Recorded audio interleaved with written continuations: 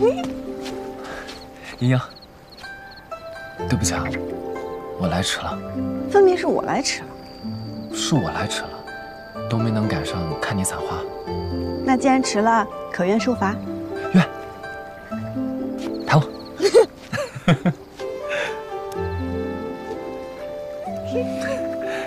以此为契，那日后的几十年，你就慢慢赔给我呗。赔。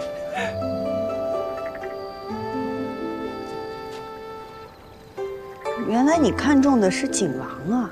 因为祖父答应我，说若我能取得这次的锦王，就允我向这家提亲。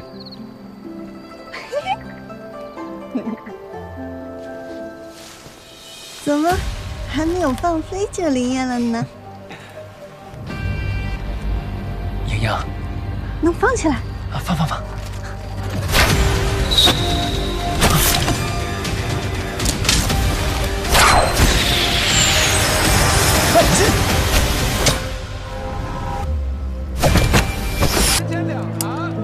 哎，你们说我阿兄和杨大郎比怎么样？比什么？比身高吗？那杨敬山赢了。比才华？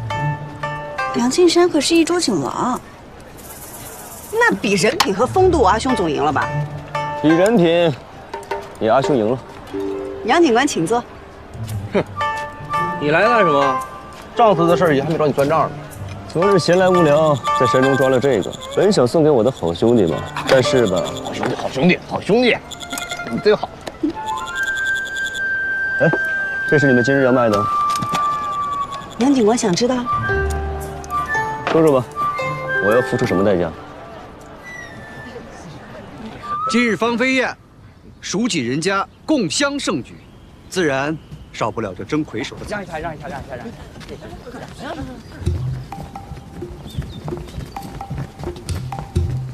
去，这窦芳菲的花魁，选的是正经的有文书入场售卖的染户，那些靠歪门邪道的不管用，没份得，还有脸到这儿来凑热闹。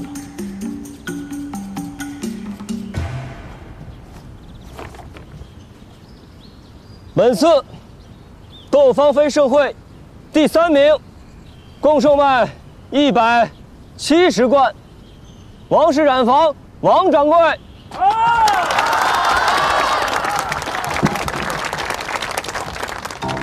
王掌柜，你可得好好谢谢孙掌柜，你这彩头是他给填的。多谢杨警官，多谢孙掌柜。窦芳菲盛会第2名190罐，孙氏染坊。这不巧了吗？孙掌柜，你这彩头啊是王掌柜给填的，你若是不喜欢，大可把你的玉麒麟给换回来。喜欢，谢谢杨警官。谢谢王掌柜。诸位，本次窦芳菲盛会的魁首共售卖230罐。花式染坊。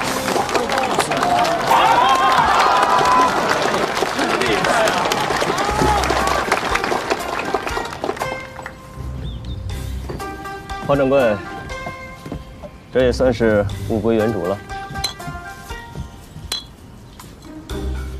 谢谢杨警官。这牡丹太小，再说了，本官也不喜花草，花掌柜下次送礼可要多花些心思了。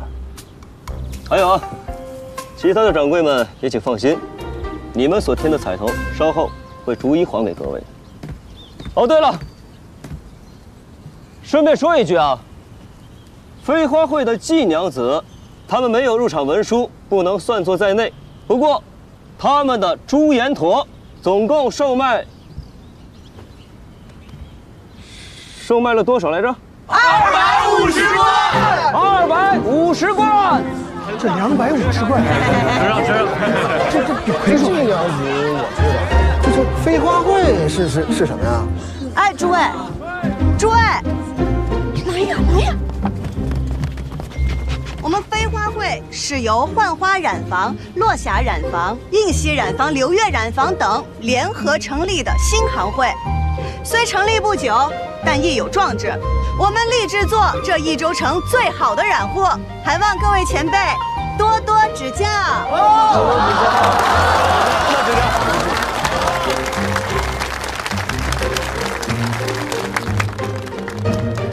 绒花，绒花，这是我们飞花会用各家特色丝线染制而成，寓意荣华富贵、平安顺遂。今日送与诸位，以表我们飞花会一点小小的诚意，祝我们益州丝业百花齐放，各尽芳菲。这是我家年叶子做的，愿大家万事顺遂。这是我家的红蜘蛛，愿您平安如意。这是我家的剑士兰，祝大家福寿康宁。我家的松花与苍浪，穿上端庄典雅，不显胖。我家虽然没有花，但爷是飞花会的名誉会长，多多支持，以后都是朋友。若是大家喜欢，欢迎来飞花会。飞花会，来，都朋友。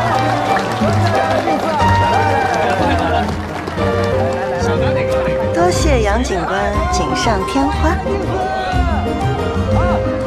来，祝大家富贵荣华，平安顺遂。你们分一下。来，记住啊，我们是飞花会，需要订丝就找我们飞花会。你怎么了？来，平安顺遂，富贵荣华。哎，你们还要吗？是主人来看咱们的吗？蠢货！主人不是来看咱们的，他是来看金英英的。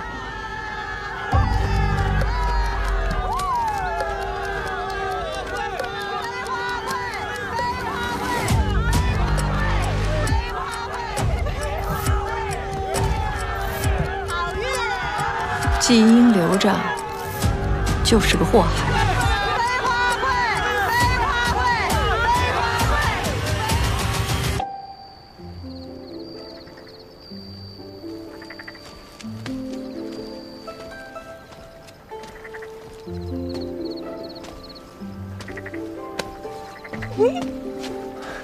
莹莹，对不起啊，我来迟了。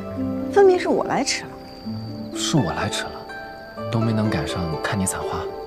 那既然迟了，可愿受罚？愿。抬我。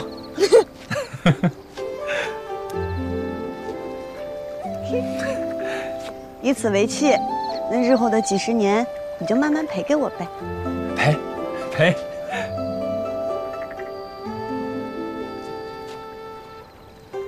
原来你看中的是景王啊！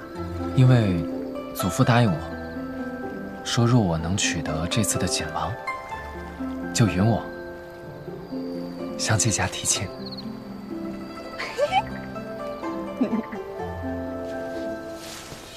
怎么还没有放飞就灵验了呢？莹莹，能放起来？啊，放。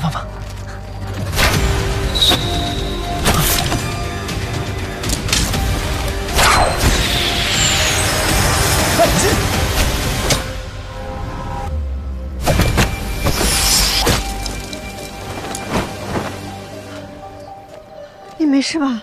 没事，小伤而已。擦伤而已，活着便好。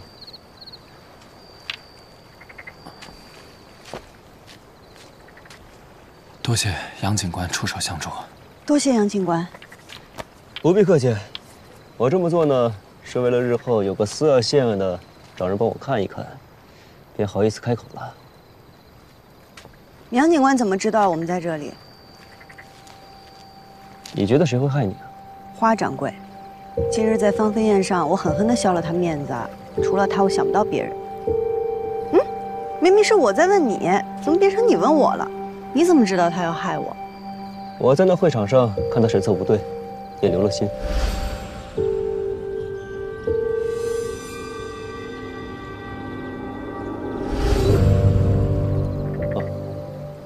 此地偏僻，找到这里颇费我一番功夫。早闻赵二郎君以季娘子情投意合，青梅竹马，今日一见，果然如此啊！杨警官，好眼光啊！待我跟英英成亲之时，你我兄弟二人定要多喝几杯。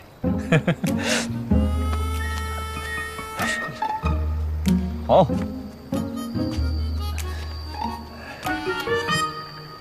今日我飞来横祸，可全靠了杨警官在芳菲宴上的顺嘴一提。杨警官不会不管了吧？季娘子此夜诧异啊！别忘了是谁让我锦上添花的。可是那花掌柜都要杀人了，这明明就是对您不服啊，对您威严的挑衅。人命关天的事儿，归县令我。杨警官若是不想插手，又何必出手相救？你笃定了我会帮你？请您为民做主啊，杨警官。若是你能帮助民女，那民女日后定为您效犬马之劳。只怕这日后啊，季娘子又有许多的推诿之词啊。天色已晚，赵二郎君不如带着季娘子早点回去吧。哎，啊，季娘子是不想让赵二郎君送，让本官亲自送你也可以。不必，我们走。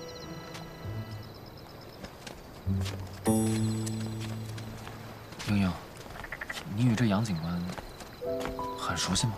我与他相熟是因为有事相求，我与你相熟是因为我想与你相熟。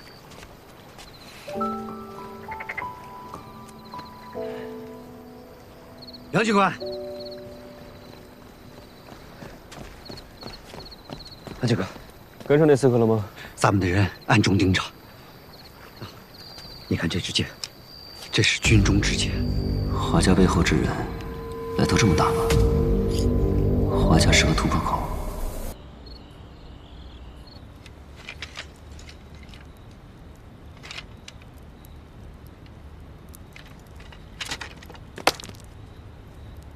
哪个不要命的敢砸我窗户？哎呦！你大半夜闯我家院子干嘛？我试探试探你啊！刚遇到刺客就这么不小心，我要是坏人早把你掳走了。你砸我窗户，看着与坏人无差。杨警官这样着实无礼了。我查出来了，想刺杀你的人是华掌柜。我知道啊。玉皇寺也是他家的。那是杨警官的事，有劳杨警官了。不送。哎，华家的政策，我和诸葛已经看了许久，仍旧没看出端倪。我知道季娘子是这方面的行家，我想请你助我一臂之力。现在？对。赤子生变，刺杀你的刺客已经死了。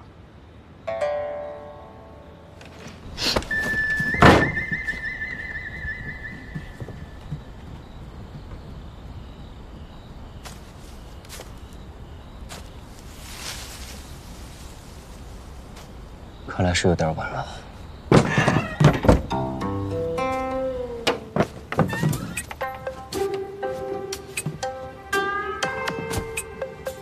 走，查他个底儿朝天。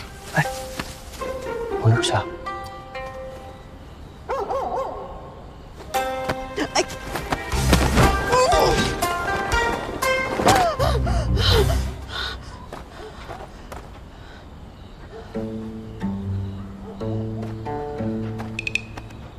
走啊！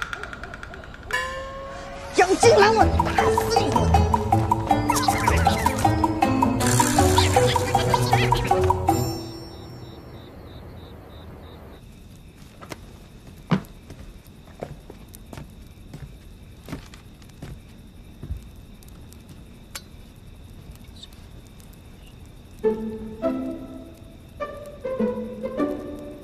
行了，够亮了，当心点，别把账册给烧着了。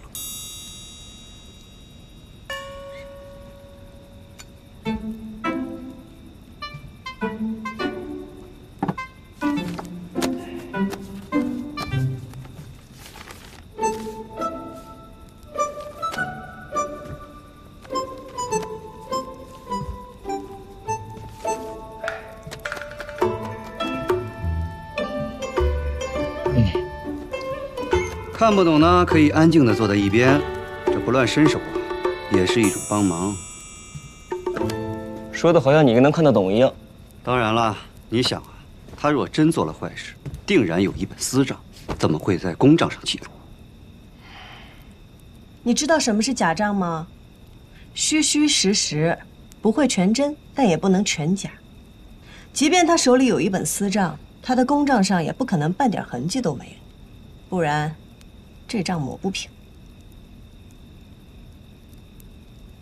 听起来季娘子很会做假账啊。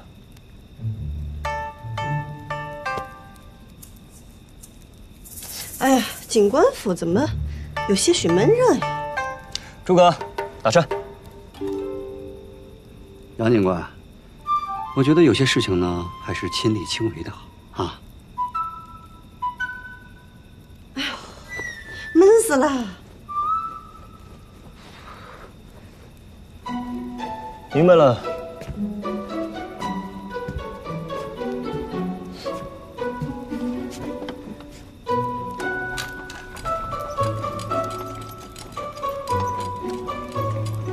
怎么没有风啊？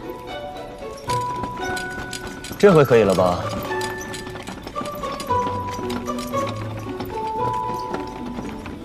杨警官，头凉了，改小。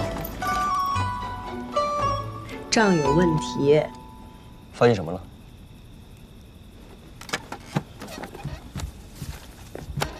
你看，这个账看似没有问题，但是没有问题它就是问题。第一，正常人家的账册难免忙中出错，少不了纠正修改的痕迹，但是这上面却异常整洁。第二，染丝生意难做，家家户户都少不了要在账上动一些脑筋。像花掌柜这种平日里都是雁过拔毛的人物，这账上压根儿就看不出一点偷鸡耍滑的心思，整个账像提前编好的一样。听他这么一说，倒还有几分道理。看这里啊，买了大批生丝，雇沈家缫丝染色，成了废丝，账上亏空。据我所知，沈家经营多年来，还从未出现过把所有的丝全部染废的纰漏。而且以我对花掌柜的了解，出了这样的事情，他就算不去索赔，也一定会想方设法的把那些废丝都卖掉。你们看看这后面的内容。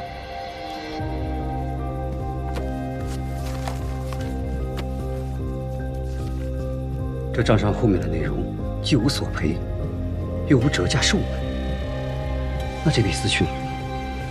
难道说沈家根本就没接手过这批丝？没错。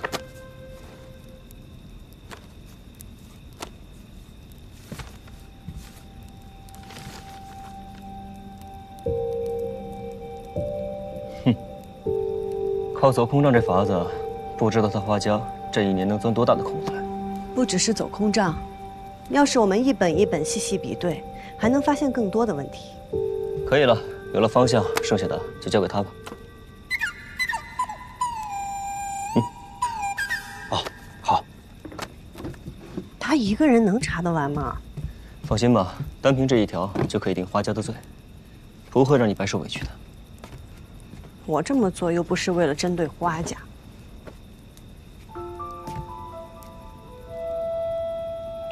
我若告诉你我是真心喜欢蜀锦，不希望有人玷污他，你信吗？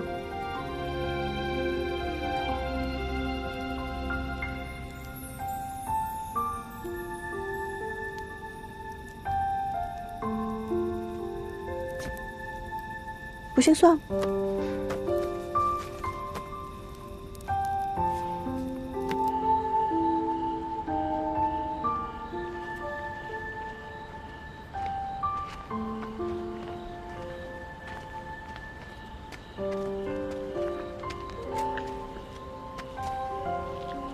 来吧，大可不必，我有地方进去。再说了，你进去要是吵到锅盔，他会咬死你的。杨警官就送到这儿。小娘子家的天天增狗动，接应。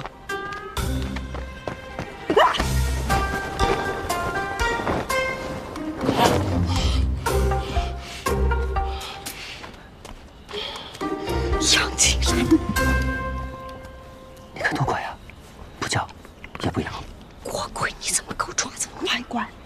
会乖。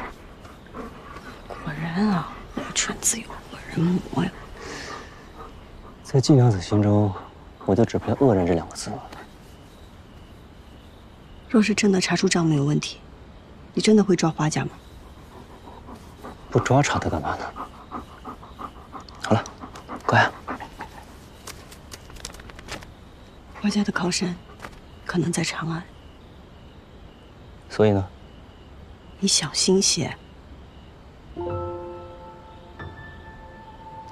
季娘子，如果我说我是真心想要整顿益州锦业，为无辜者沉冤昭雪，你信吗？不信算了，走了。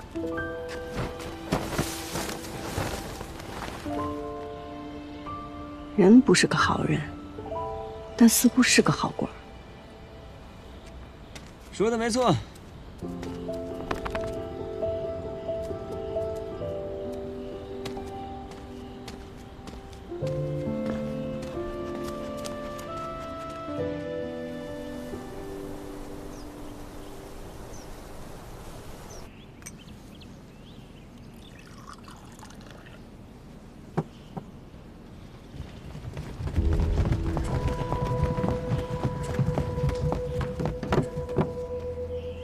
干什么？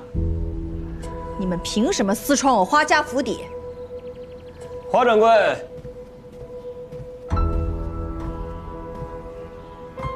别来无恙啊！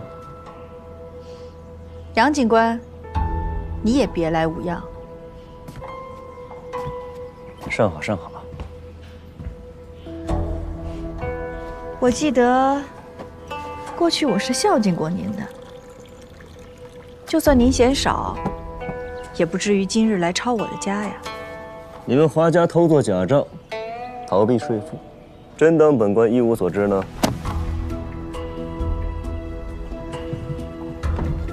杨警官，没找到花香肉。花掌柜，人呢？我怎么知道？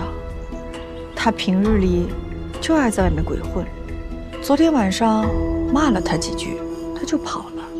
不如杨警官替我把人抓来。行啊，那就有劳花掌柜随我先走一趟吧，请吧。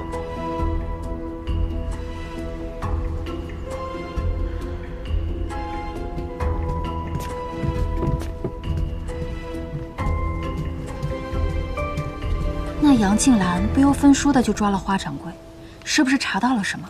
还是真的贪心不足，想以此获得更多利益？与我们无关。可是万一花掌柜该说的不该说的都说了，要不要先留着他吧，看看那个杨三郎到底有什么目的。可是花掌柜隐约知道山里的情况，若是那杨静兰去山中查探，若也像前一个警官那么不识趣，那就让他有去无回吧。那季莺莺呢？将军信中说，宫中在寻蜀红丝。若是我们真的能逼出蜀红丝，那岂不是大功一件？季归南死后，全益州盯了季家这么多年，可有盯到些什么？娘子的意思是，如果没有真正的蜀红丝，我们有的就是真的。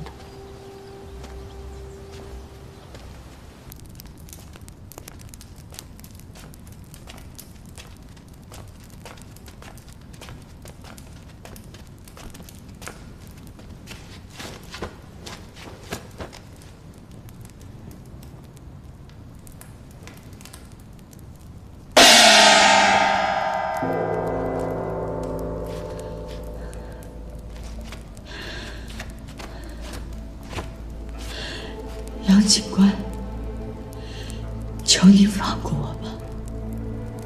3天了，还没开过窗呢。我曾听人说啊，这人如果长时间睡眠不足，轻则疯癫，重则暴毙。华掌柜，我劝你想清楚了再回答。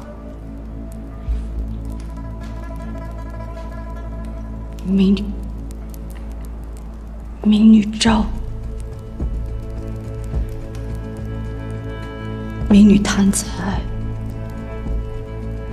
又忌惮金英的才华，所以故意捏着季家的债务，想借此打压季家。陷害季耀庭也是民女布的局，为的是逼季英放弃赵家老太爷的推举机会，收下季家做幕府。后来季英英染出了心色，民女才一时鬼迷心窍，做出了买凶杀人的勾当。民女知道错了，求杨警官看在金英并无大碍的份上，饶民女一命吧。杨警官骂我只有买卖没有人情，大可不必这么委婉。难道不是吗？你缺过钱吗？君子爱财，取之有道。你被逼入过绝境吗？绝处逢生，宁折不弯。哼，警官审我，但我做不到，我只能唯利是图，小人行径。原来他当真是身不由己了。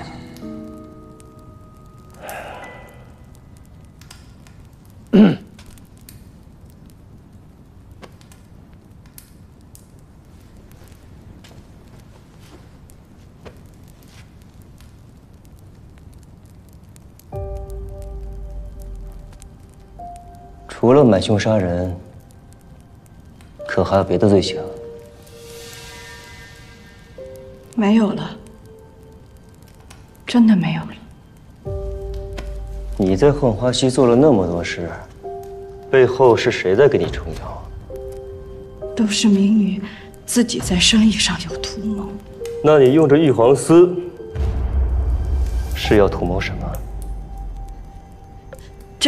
这丝，你是想在山上给自己织一件龙袍吗？我只是负责把这丝线送到北岭口的山洞后，然后我就什么都不知道了。民女只是被逼着做生意，其他的是谁在逼着你？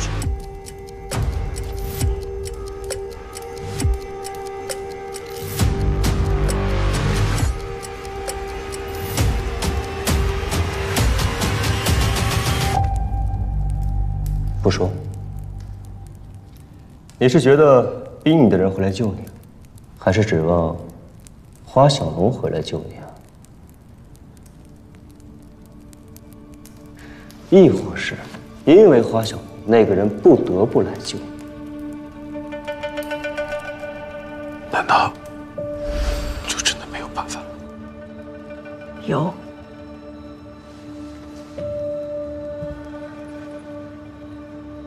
釜底抽薪，你我之间走一个人。如果我走了，把所有的秘密都带走，你留下来一定活不了。但若你把所有的秘密都带走，他投鼠忌器，至少会留我一条命，甚至捞我出来。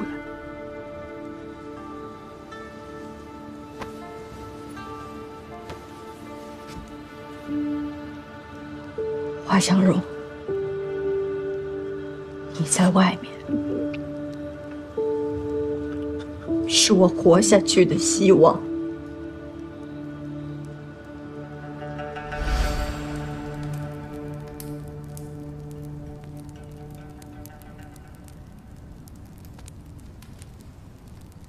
给华掌柜再加2个火盘，把这里照得再亮一些。锣，给我敲得勤快点。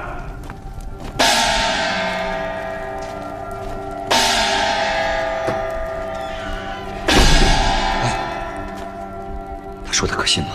即便有诈，也得有阵，要不然怎么能诈到我？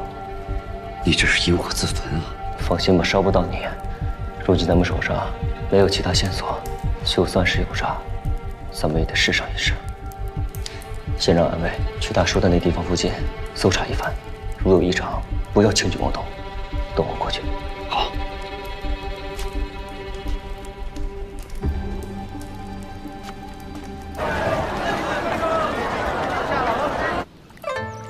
腿背打直，双膝弯曲，完成了。别缺屁股，重心下沉。哎，没有让你下这么沉，起来。哎，好，停，腰挺直了。哎，我还要回去染丝呢，那总不能大家都在劳作，我这个会长在这偷懒吧？你不想想前2天是谁差点让人给害了？我知道你为了我好，但蹲下。但若我下次再遇到危险，我不能光蹲那儿脱困吧？要不你教我点别的，更实用一点的，可以一招制胜的那种。店里这么冷清，一个客人都没有。练武呢？啊，来，我教你2招。哎呀，你如果是再教我蹲马步、打木桩这样的，还是算了，我实在不是这块料。你放心，根据那日我对你的了解，我这一招绝对适合你。看好了，如遇危险，瞄准敌人双腿之间的会阴处，全力一踢，一招制敌，非常好用。倒也不是不可以。试试。啊！哎，你真要试啊？看着挺疼的，你脚会更疼。你别笑了，你就不能教他点正经的？行吧。哎，我教你点别的。还有什么招？教你骑马怎么打？这有什么用？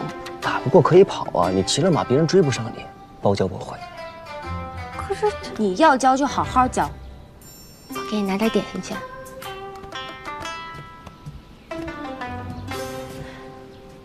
你今日来这儿，不会只是为了教我功夫吧？我今日前来，是为解你心中所想。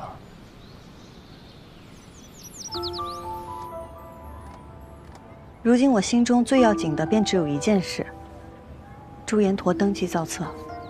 一周的核验已经完成了，印呢，我也盖好了。明日我便派人给送出去。谁去送啊？诸葛吗？他呀，送命还差不多。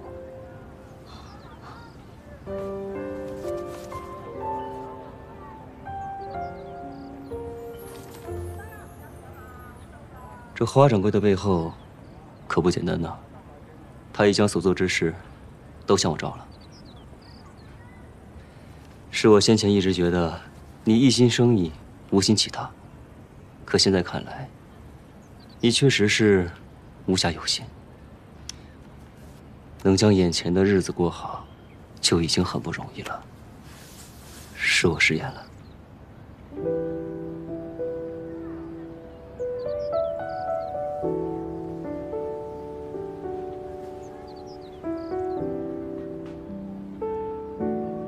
这满益州城有富裕季家的，唾弃季家的，冤枉季家的，但向季家道歉的，杨警官是第一个。错便是错了，理应道歉。其实杨警官也不必放在心上，我在益州城生活了10几年，早便适应了。若杨警官真觉得心中有愧，以后多给季家一些恩惠便好。我得赶紧回去染丝了。等等，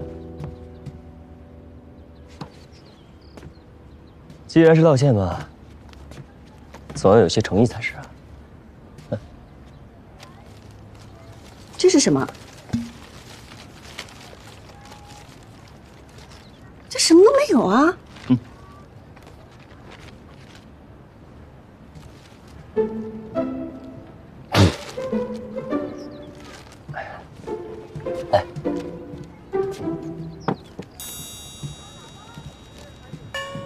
这是什么啊？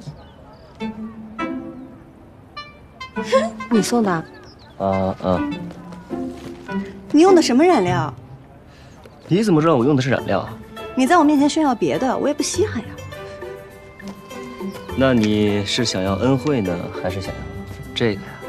嗯？你这个人这么不实在，你要道歉你就真心实意的。你在这让人选的。阿姐说的是。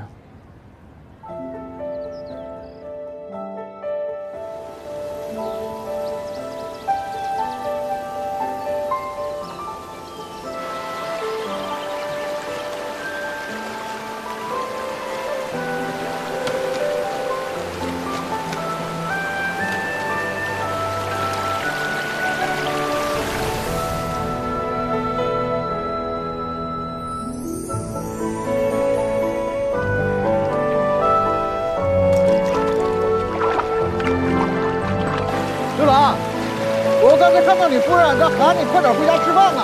哎呀，你莫催，慢光出细活啊！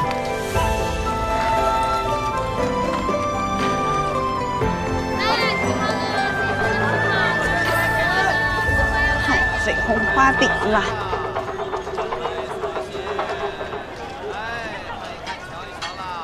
晋娘子，我家娘子请您一叙。你家娘子是牛将军之女，牛五娘子。我与你家娘子毫无交情，她为何要见我？我家娘子见您在芳菲宴上送的绒花，十分喜爱，想要请您按照我家娘子养的真花仿造一批，不知您能不能接？那我得先看看那些花。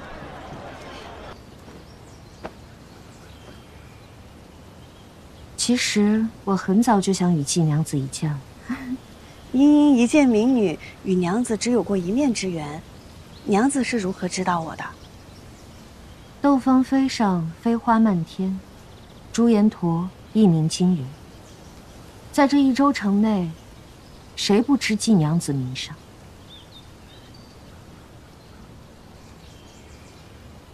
其实我很羡慕季娘子。羡慕我？牛五娘子身份贵重，我有什么好羡慕的？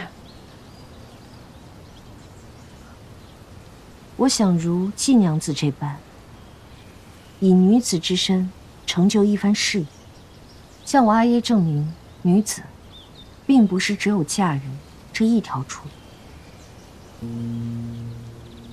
娘子好志气，娘子定能心想事成。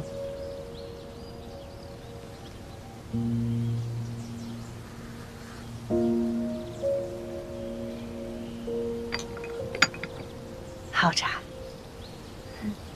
季娘子，你可愿与我合作，共掌这一州锦宴？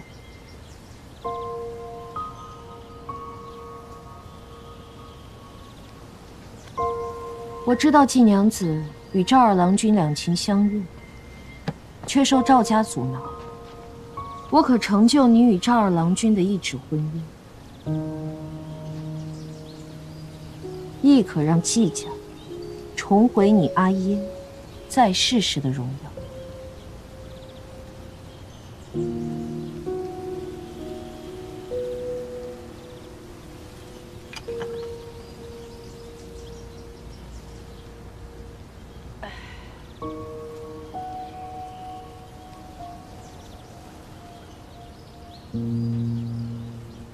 牛五娘子手握权势，富贵荣华，即便是想成就一番事业，又何必自降身价？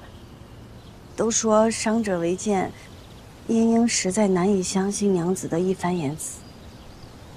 季娘子是一个谨慎之人。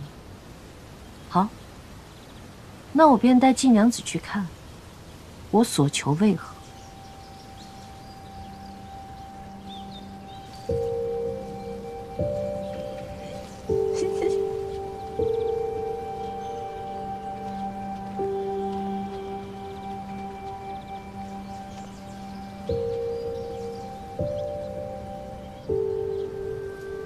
这位是我阿娘。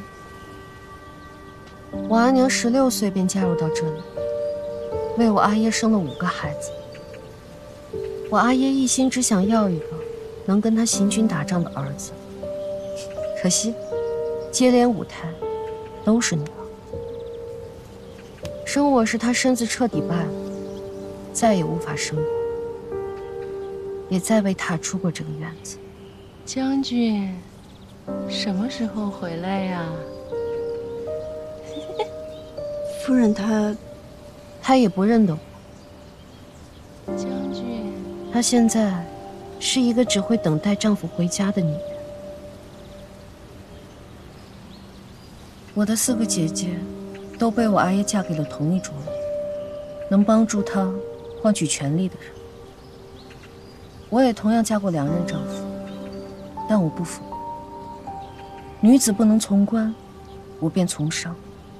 我一定要向我阿爷证明，我绝不会输给他让我嫁的任何一个男子。五娘子有这等志气，英英佩服。飞花会、朱颜驼，都足以证明你的价值。与我联手，我会将你推到更高的位置。这益州城的锦业，会尽数掌握在我们手中。五娘子的价码实在诱人，你的推心置腹也让我感激。只是茵茵认为，感情的事无法掺杂利益，我和赵二郎的感情不能成为交易的筹码。而且我成立飞花会的初衷，是为如朱小娘一般无权无势的人争出一条路来。若是应了与娘子的合作，那我与那花掌柜又有何区别？所以，恕茵茵不能答应。所以我说，季娘子还并未明白权势的滋味。权势就是我不想让你做成的事，你一定做不成。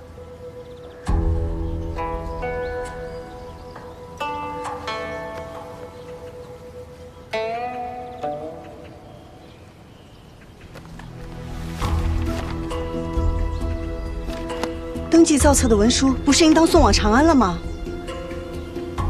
难怪当日花掌柜无论如何也要让我接下朱颜驼的订单，原来后手在这儿呢。牛五娘子便是花家传说中的靠山吧？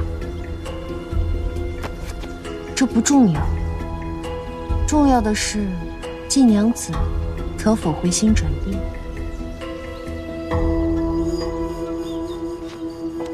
茵茵心意已决，谢牛五娘子厚爱。天色不早，告辞。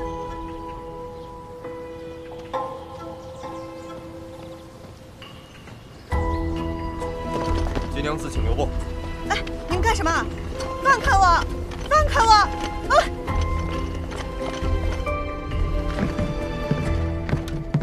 哎！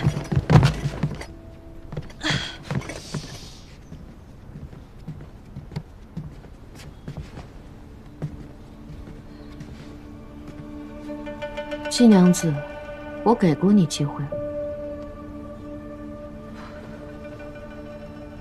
牛五娘子此举，更加证明了我不与你合作是正确的。不合作，便与我为奴吧。季娘子什么时候染出曙红丝，什么时候再离开这个屋子。且慢。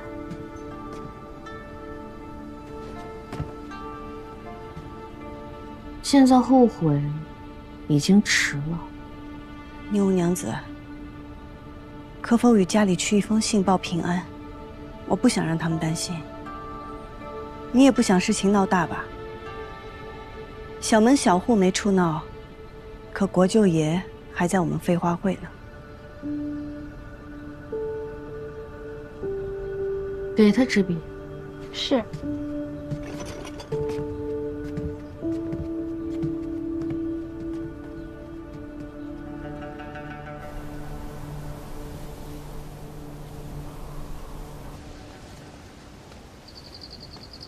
娘子，写好了。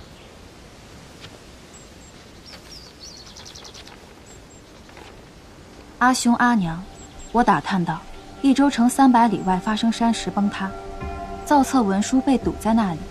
我租了马车，亲自去取造册文书。时间紧急，来不及跟你们细说，望见谅。阿兄阿娘，记得多购些红花饼等原料。朱颜驼用量极大，上次买染料时，孩儿带的钱财不够，多亏了玉掌柜，便付了2贯钱，还望替我归还。阿兄阿娘，勿忧勿念。一会儿送到季家。是。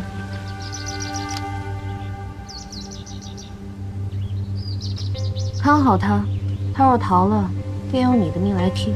是。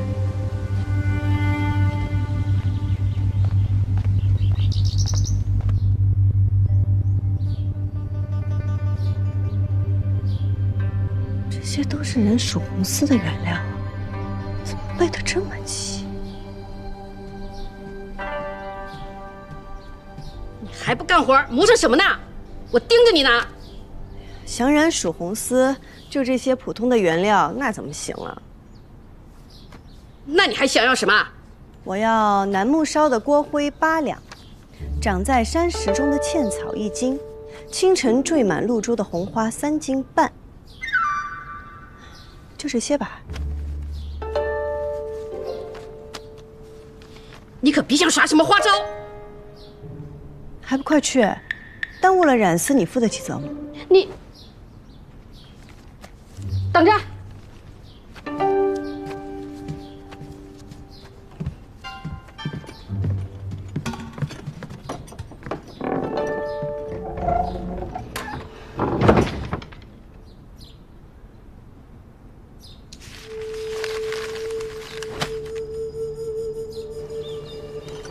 娘子，季莺莺真的能染出属红丝吗？她能染出就用她染，染不出就用我们自己染。花掌柜已废，季莺莺不从，山中最近又不太平。即便不是杨静兰，也一定有其他人盯上了我们。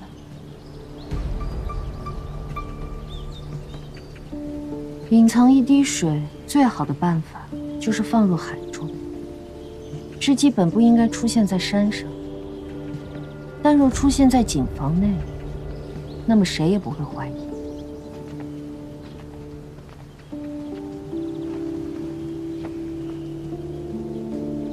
娘子，将军来信。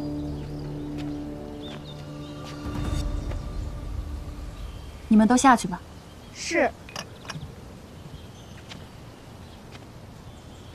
娘子，你看吧，件重要的与我说。是。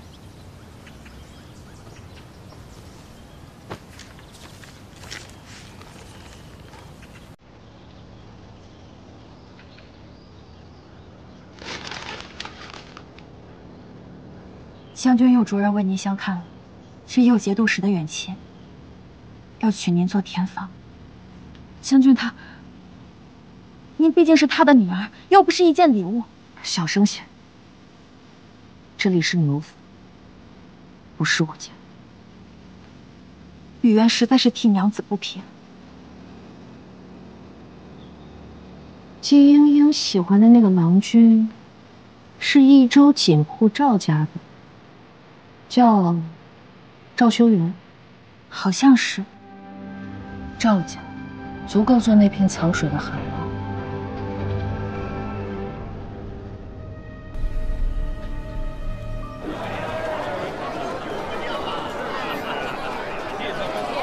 二位公子，谢谢，里面请。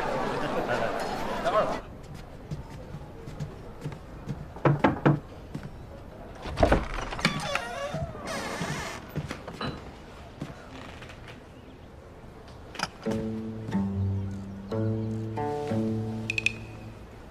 在下或许走错了，多有冒犯。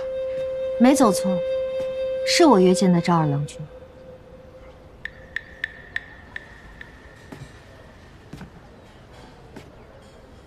娘子是？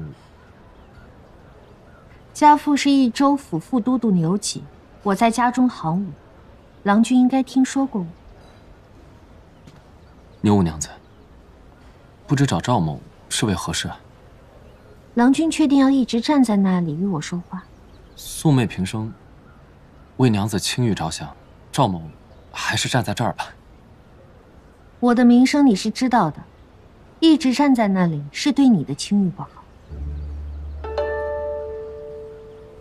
娘子若是别无他事，赵某先行告退了。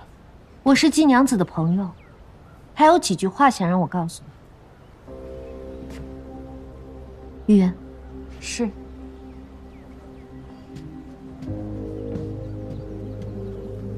烦请郎君稍后。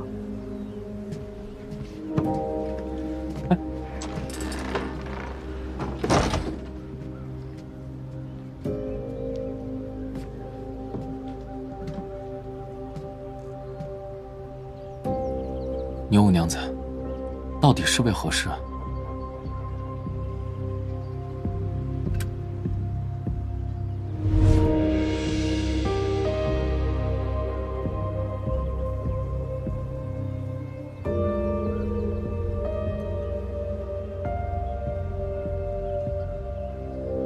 因为我这张脸，这个身份，见到我的人，不是害怕便是恐惧，不是躲避便是巴结，唯有郎君，毫无异色，不为所动。难道你不怕我？赵某从不以貌取人，只信人心。告辞。郎君不想知道季娘子留下什么话吗？不想。英英定不会让娘子这样的人传信于我。在郎君眼中，我是什么样的人？步步为营，心意难测。好，那我今日便让郎君看清我的心意。我对郎君一见钟情，心慕不已，还望郎君成全。娘子切莫乱讲啊！赵某是有婚约之人，可能要辜负娘子的厚爱了。是花花染发的季娘子。莫动！可我怎么听说赵家已经登门退亲了？但赵某此生只愿娶英英一人，还请娘子莫要为难。赵儿郎君可知我刚才那番话的分量？我是牛景之女，在这益州城中，没有我办不到的事。牛将军之权，谁人不知？只是赵某确实无所求。若娘子今日别无他事，那赵某谢谢今日款待，先行告辞了。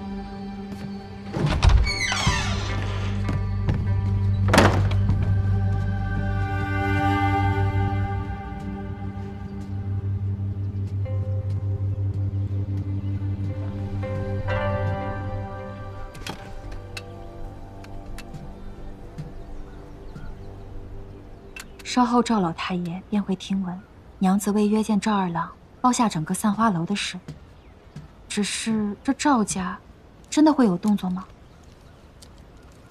赵老太爷是聪明人，他会明白的。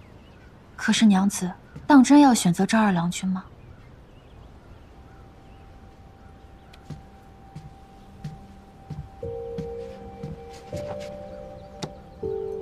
你觉得他不好？他知道我的身世后不卑不亢，见到我的面容后不惊不恶，就凭这一点，已经胜过外人。可是他心中已经有了季英英，他是不会真心喜欢娘子的。真心？你觉得我需要这种东西吗？与其被阿耶送上不知是谁家的花轿，不如我先下手为强。赵家是我能操控，且急需操控。赵家，便是藏难一滴水的地方。有了赵家锦房，我何须费力在那山中造景？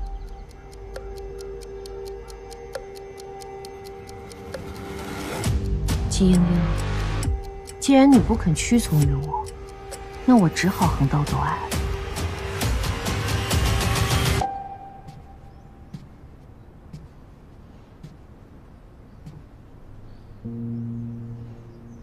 不知道阿兄有没有收到我的信？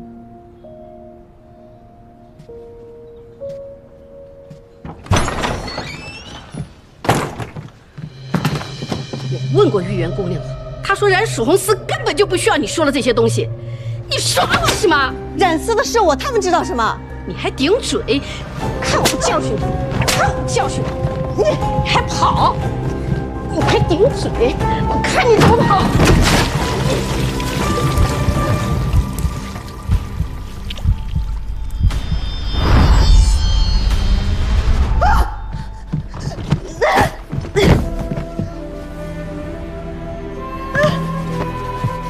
你跑呀！我告诉你，今天只是给你一个教训。你要是再敢耍我，打死你！把他给我看好了！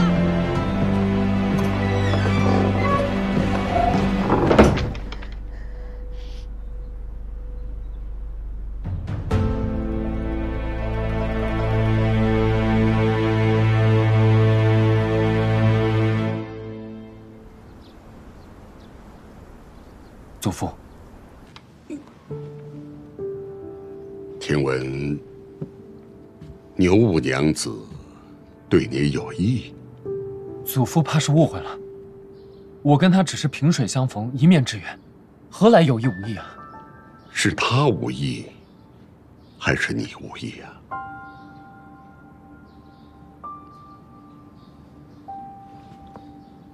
你今日服了牛五娘子的面子，可曾想到，牛五娘若是怀恨在心，那即便我赵家锦再好，也赢不了锦王。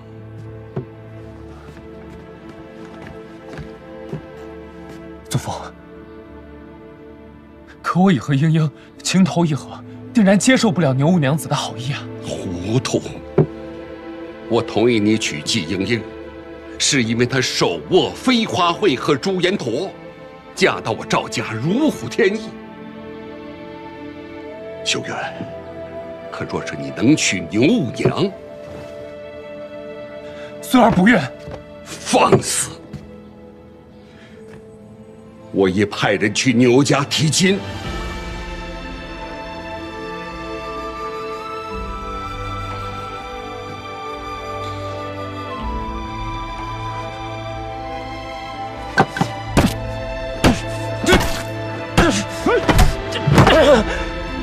混账东西！祖父，她定不会想要嫁给一个废人。孙儿信，不可以。那你就跪在这里，直到想清楚为止。孙儿跪。家主，家主，牛府传来口信，想请赵二郎君到府上一叙。回牛五娘子的话，赵二郎君定会赴约。是。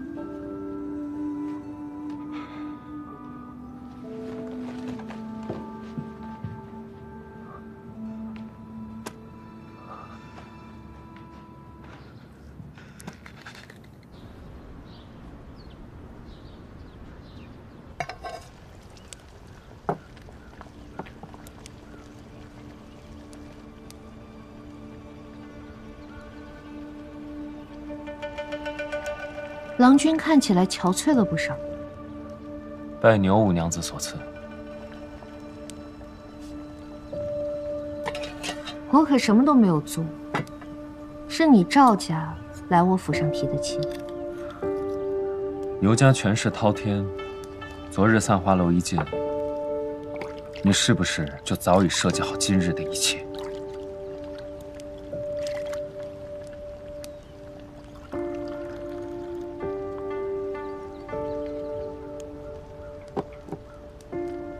请。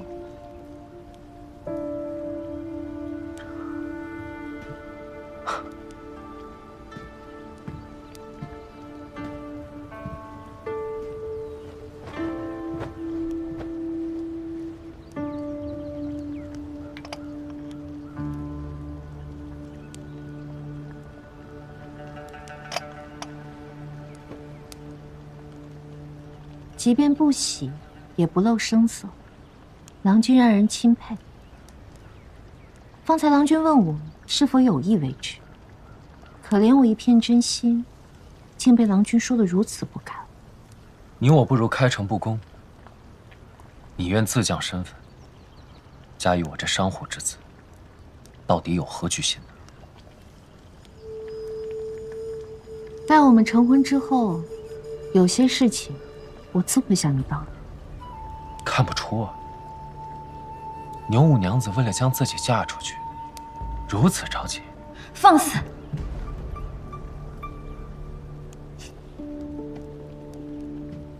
郎君可知，我脸上这道疤从何而来？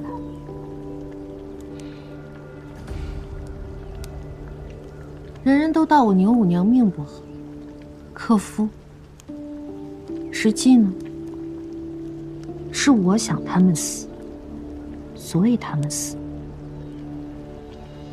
这道疤是我阿爷给我的教训，他当时气急了，出手难免失了分寸。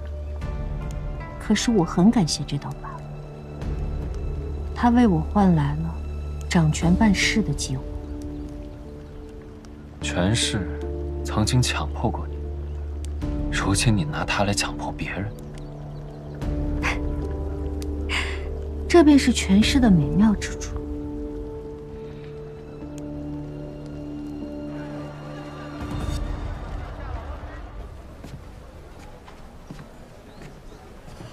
玉娘，玉娘，你找我？石英叫我来的，说是上次买染料时从我那儿拿了2罐钱忘了还，我就凑够了1罐。2罐钱？啊。若日后我遇到麻烦，我想法子给阿玉你传个讯号。我若说还你1罐钱，你便来救我；我若说还你2罐钱，你便喊上杨警官一起救我。他什么时候让你来的？昨天啊。你昨天怎么不来啊？昨天在凑钱。他人呢？信上说去打探登记造册的事儿。信上？你没有见到他人啊？信呢？到底发生什么事情了，玉掌柜？外边等我。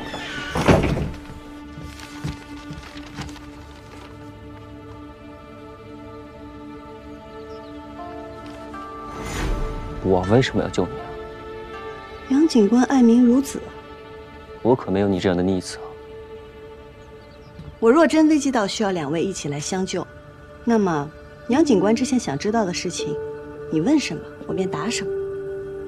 便就是要救你，也要知道你在哪里。有这个呀？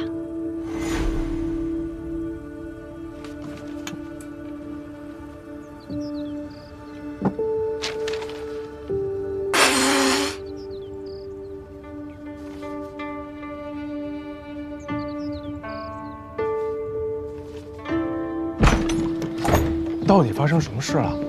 无事，赶紧回家吧。可英英留下1封信便走了，我实在放心不下。要不我还是雇车去找找吧。我去找，你回家等着。还是我去吧。回家等着，信我。哎。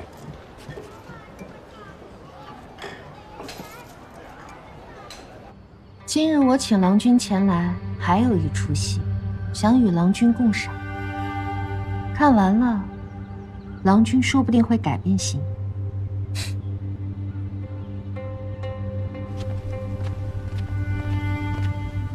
娘子说：“给你1炷香的时间，让你逃。”这又是什么折磨人的新法子？也是活命的机会，就看娘子要不要了。